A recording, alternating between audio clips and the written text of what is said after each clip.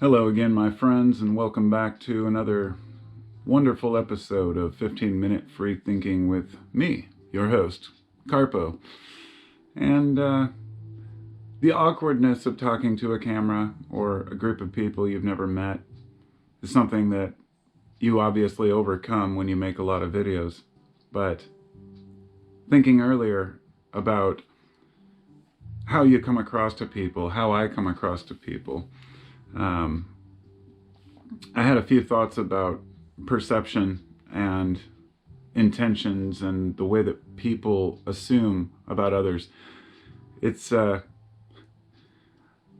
reminds me of this old saying on the job site, you know what assuming does. And if you haven't heard that one, it's an essential, quote. If you, assuming makes an ass out of you and me. It's the word itself. And it's always rung true with me in my life. And my experiences with other people have been that if I make assumptions about others and what they mean, how they feel, their intentions, I'm often wrong. And this is why I've made my best effort to take everything with a grain of salt, especially in the modern day with text messages, emails. It's very difficult to gauge emotion, or maybe a person's just having a bad moment and it comes across as scathing when it wasn't intended for you, or if something's completely taken out of context.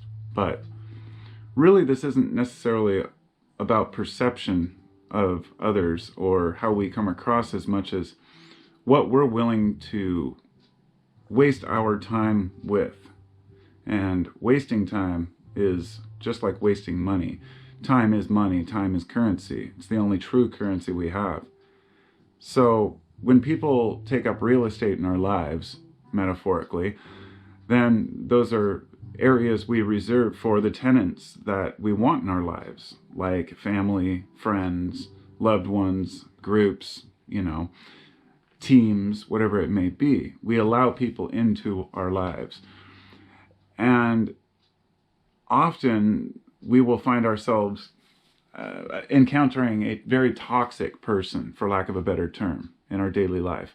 This might be some stranger we meet on the street who's just angry about life, or it could be somebody that we know really well who's just always been kind of a snotty person, or they're always angry about something.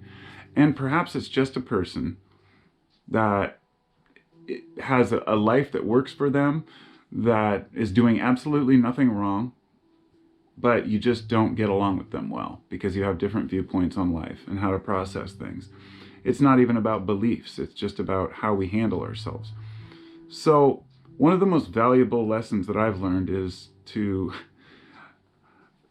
let go of those people who take up real estate in your mind in a negative way.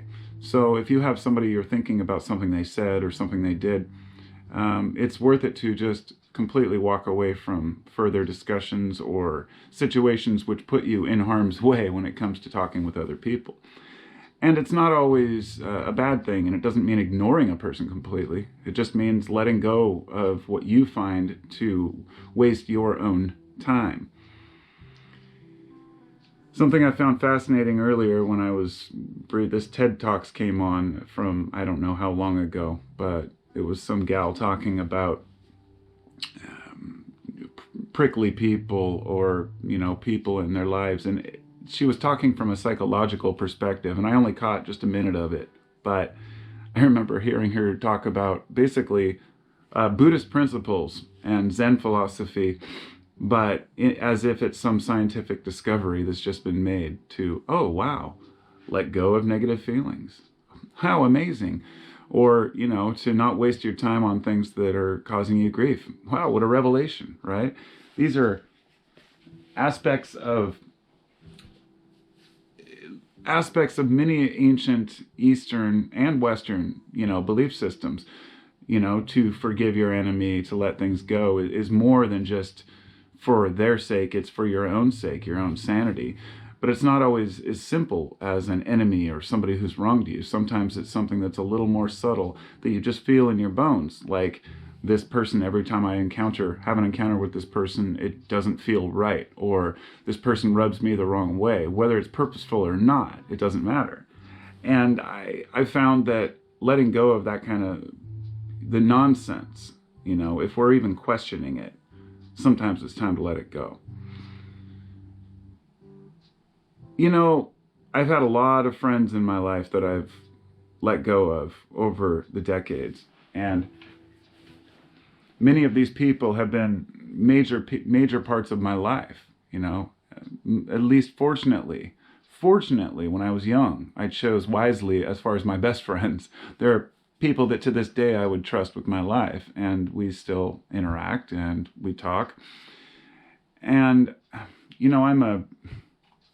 I'm a big fan of having people in your life that you care about. I'm a big fan of having loved ones, and I think it's something that if we don't truly have somebody in our lives that we care about and that care about us, then we will be miserable in certain ways.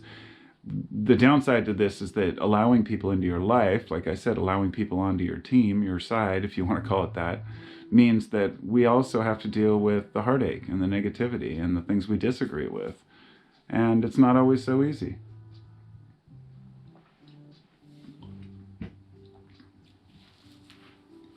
Fortunately, I have a loving family.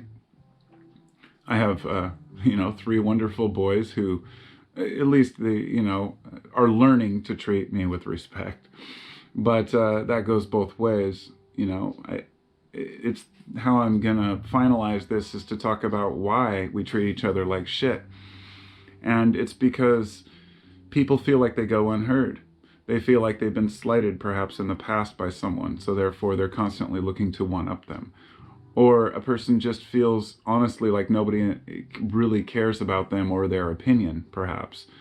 Even some of the most loved and revered people out there find that their opinion on certain things doesn't mean shit. And therefore they scurry around trying to figure out how to be taken more seriously. For example, a comedian who decides to make a serious movie. That's just a metaphor for it. If you've gone around joking about everything for your whole life and then you want to talk serious, people are going to be waiting for the punchline. And I think this comes down to how we conduct ourselves. Not only is it hard for the comedian to make a serious statement, but it's hard for the serious man to make a joke, because we often get misinterpreted based on people's prior notions of who we are and how we are. Especially, and this is a note that's important, I think, is this is why perhaps we have so many issues with those from the past, those that we've grown up with or those we've known for a long time, because they think they know us better than we know ourselves, or they think they know us better than they really do. For example, a friend that you grew up with when you were 16, 17, that you maybe spent a whole year with as kids, and you don't see each other for a while, then you see each other in your 30s, and after a decade, they think they still know you, the person you are, and you're like, wait a minute, I've changed, but that's not always true. Some people never change too. So life is change, and life is all about shifting from one person to another to find out, what's comfortable for us. And in the meantime, letting other people's bullshit affect us is never worth the time. So just a little message to let that kind of shit go, because it really doesn't benefit us at all. And on one very final note is, beyond letting the bullshit go, take the things seriously that we need to take seriously, but also have gratitude for everything that we have. Gratitude is the simple, most overlooked thing that we can do to make ourselves happier. And all these things are to make ourselves happier, because if we're happier people, you fill your bucket first and you can help others. It's like putting on your mask first in an airplane that's going down. You can't assist anyone else if you suffocate. So we take care of ourselves, take care of our space, and that includes not just the real estate in our house. I wouldn't let somebody rent a room in my house that treated me like shit, so there's no way I'm going to let somebody rent space in my mind that treats me the same way. Neither should anyone else. So, thanks for listening, and I'll talk to y'all next time.